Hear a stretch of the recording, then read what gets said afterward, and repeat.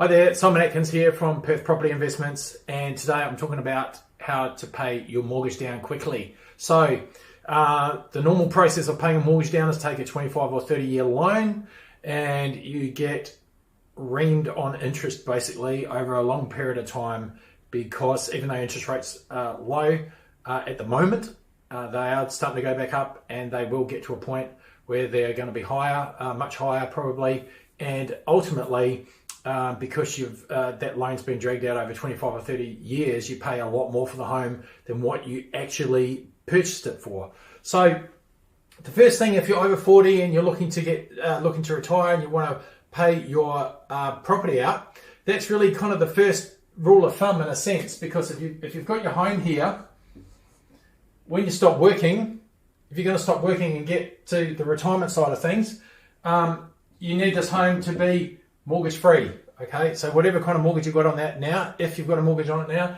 that needs to go.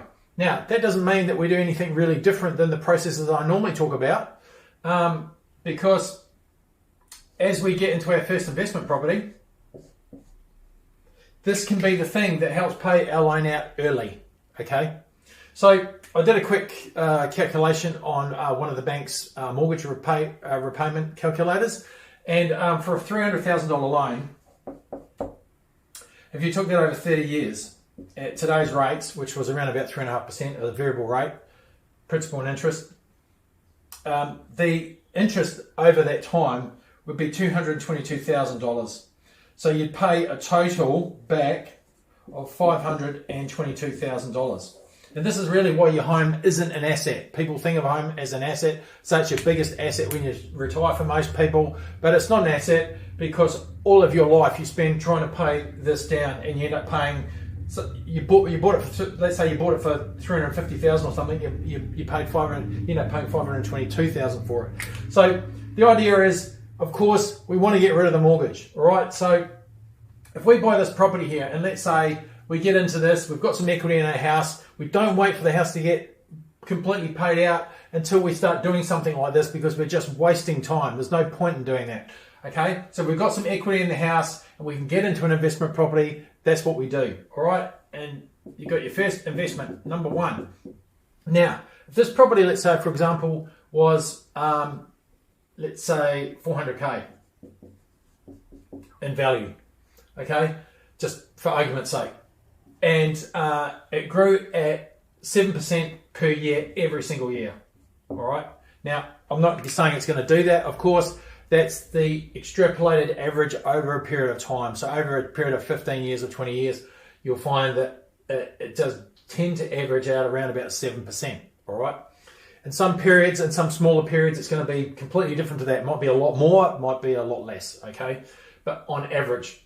So in 7 years, that means that this property will double in 10 years. Okay, so it'll be worth 800k. So let's just say, for argument's sake, we take a capital gain of 400,000 out of that. Okay, so we've got a capital gain of 400,000. Because you've owned that for more than a year, you get a 50% discount, because I know you're looking at this 400,000 going, I've got to pay capital gains tax on it.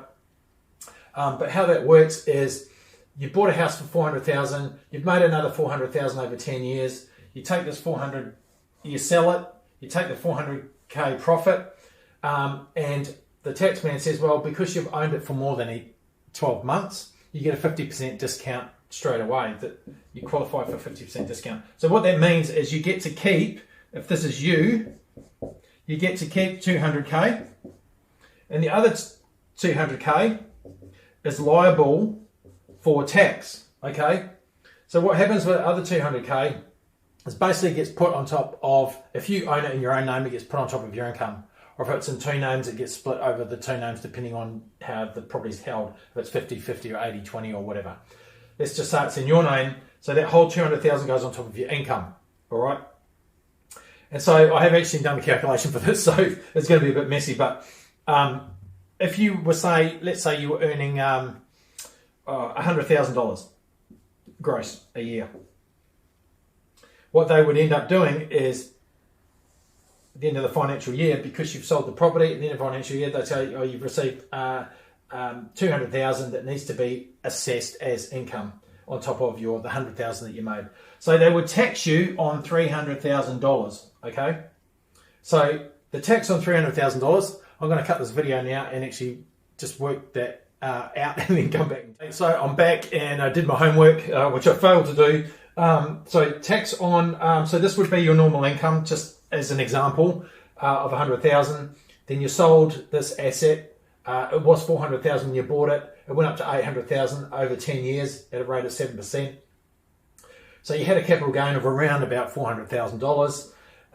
And you then get the 50% discount. Okay, so the 50% discount, as I mentioned, so that goes, 200 of that goes straight to you there. You don't have to pay any capital gains tax on that. The other 200 goes on top of your, let's assume your income is 100,000. I don't know what your income is, 100,000. So that means you made 300,000. So tax on that is going to be around about 105K. Okay. Yep, that's a lot. Now on 100,000, you would pay 25 anyway. So the capital gain has effectively become 80,000 on that 200. Okay, or thereabouts, around about 80,000. So what you end up with out of that 400 is about 320,000. Okay, after capital gains. Now, if it was you and your partner owning the property 50-50 or something like that, that 200 would get split across two incomes. If your partner wasn't working, then they would be paying a lot less tax on that component of it. So it really depends on different situations. I'm just trying to give you one scenario, which is quite a high tax scenario in this example. But if it was split across two people, it's potentially lower, etc. So, but just giving you an idea. Okay, so you know, with 320,000, obviously in 10 years, if this kind of scenario happened, and believe you me, that can certainly happen. That 320,000. Is more than capable of paying off your mortgage. And of course, remember that you've already spent 10 years while this was growing, paying that down even further. Okay. So this is a way to do it by it's always about having more rather than less. It's like, even if you just buy one house and you live in one house and you pay that house out and you go, now I want to live in a better house. Okay. I don't want to buy any investment properties. I just want to live in a better house. You've then got to upgrade. So every other house has gone up as well. So you can't get a better house unless you then go into more debt to get a better house. The only way that you can really get ahead of yourself is by buying more than one all the time, okay? So it's really about, although it's against our psyche to go and get another property to try and pay one down, that's probably the better way to do it. In my opinion, it worked for me really well. I could do it in around about 7 years. If you invest in the way that I talk about, which is through the major growth cycles, where you get a lot higher rates than that through the proper parts of the growth cycle, then you're likely to do that in a lot shorter time than the average 10-year kind of span that we're talking about there.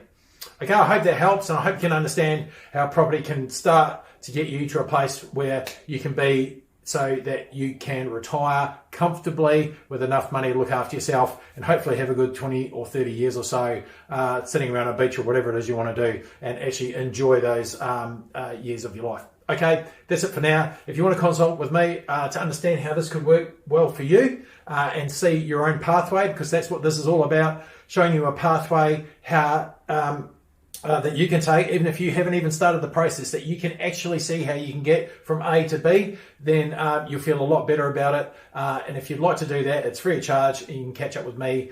Just click the link below and hopefully we can have a chat. Okay, that's it, and bye for now.